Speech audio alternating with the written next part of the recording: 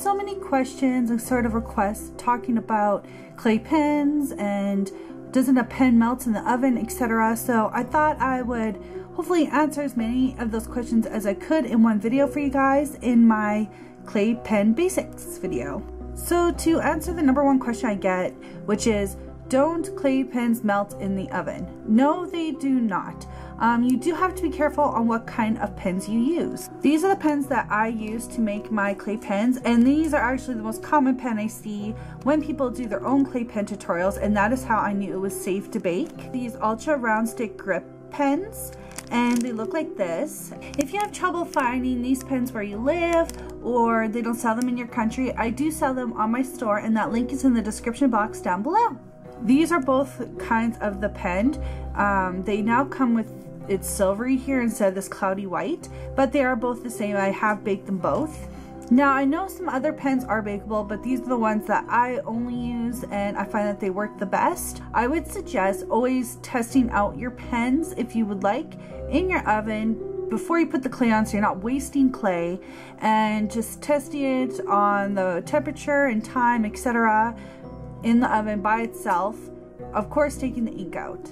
When you're baking a pen, I would never put your temperature over 265 degrees Fahrenheit. I would even go even lower if your oven is known to kind of burn or cook your creations really fastly. It's better to start at a little bit of a lower temperature and then start at a lower time.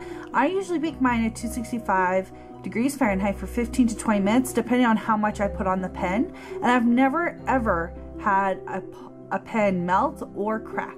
You always want to take your ink out, and it's best to do it before you decorate the pen and keep it out until after you bake, paint, glaze, etc., and put the ink back in last. So you can always just use pliers and you slowly just twist it out, and there we go.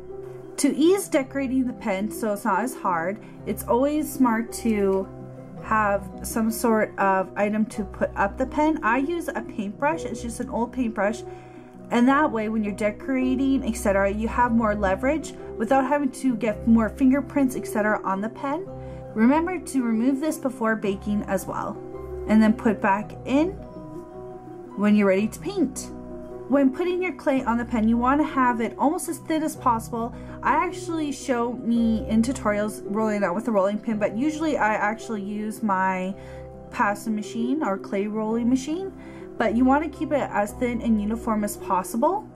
I know I've gotten some comments about how people say that their pen got cracked, etc.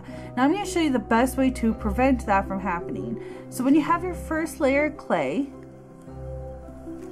let's just put it on like this.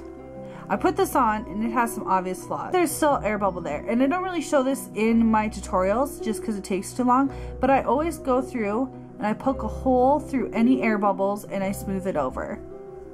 What happens when you do have air bubbles is that a lot of air gets stuck in there and it gets hot, and then also like any pressure that's put on that bubble after it's baked is going to cause it to crack. So by removing any air bubbles, you're not going to have that issue. Now you might find it a little bit uneven, etc. after you do that. Like this is just a scrap piece of clay, so you just always want to roll it. And then often you'll see me smooth it out like this as well. And I kind of go back and forth, and it helps me check if there's any extra bubbles, etc. When you decide to glaze your pens, which I highly recommend, because if you're going to be using them often, you want them to stay without getting like scratches in them or dirty and gross without being able to wipe it off. I use a Duraclear gloss varnish, which is a polyurethane gloss varnish, and polyurethane is a very good sort of glaze to use. There's other brands, etc. out there. This is a glaze that I found watching other crafters, several other crafters, and I find it works best for my clay pens because it doesn't get sticky over time. Another method of glazing your pens is of course using resin, but that's really up to you. I usually opt for doing this sort of glaze because it is faster for me, and I typically do 3 to 4 layers. If I want really shiny, I will sometimes do 5. Did you know that you can find this information and much more on my website? You can just head to the knowledge section, and I share my clay knowledge along with some resin knowledge. You can also find links to all my different shows, and I even have events page where you can find out all the information about my contests, giveaways, and videos coming up on my channel.